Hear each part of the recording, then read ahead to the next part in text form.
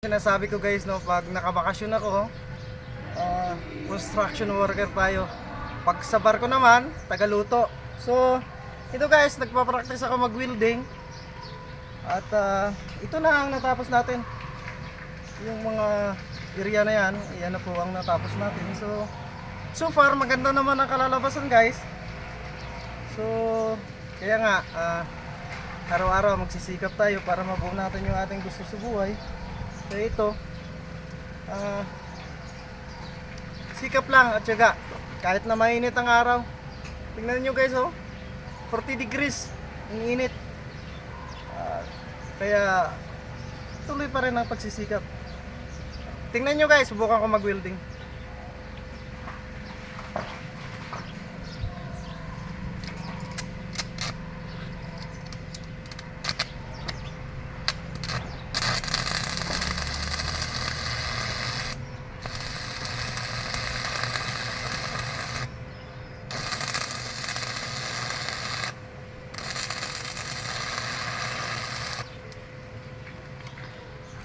So, hindi naman ganun kahirap ang pag-welding guys, kaso medyo mainit lang talaga.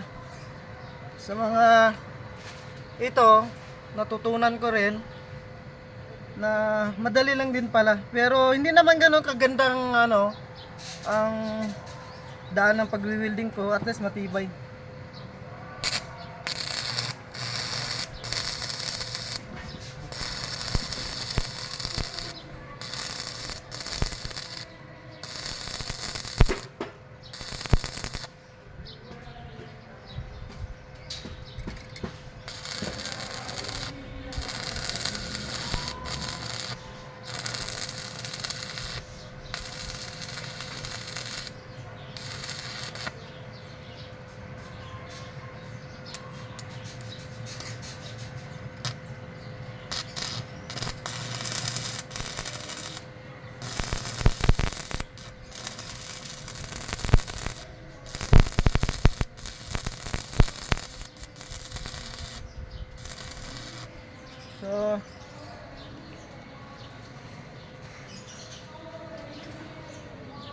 So yun guys, no, talagang tingnan ninyo, medyo sa pagsisikap hindi madali ang trabaho ng construction worker.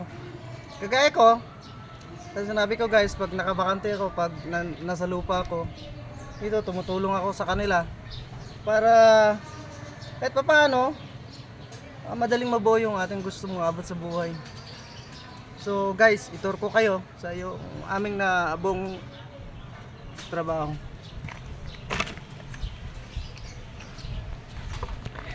So yan guys, no, yung mga nabuo namin.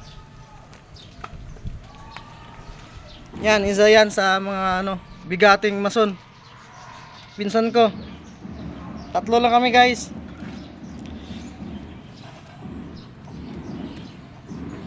So yan yung mga nabuo namin sa pagwi-welding at pagporma. Ito guys ay hallway papunta dito. So ito ay gusto nating matapos, kaya nagsisikap tayong mabuo.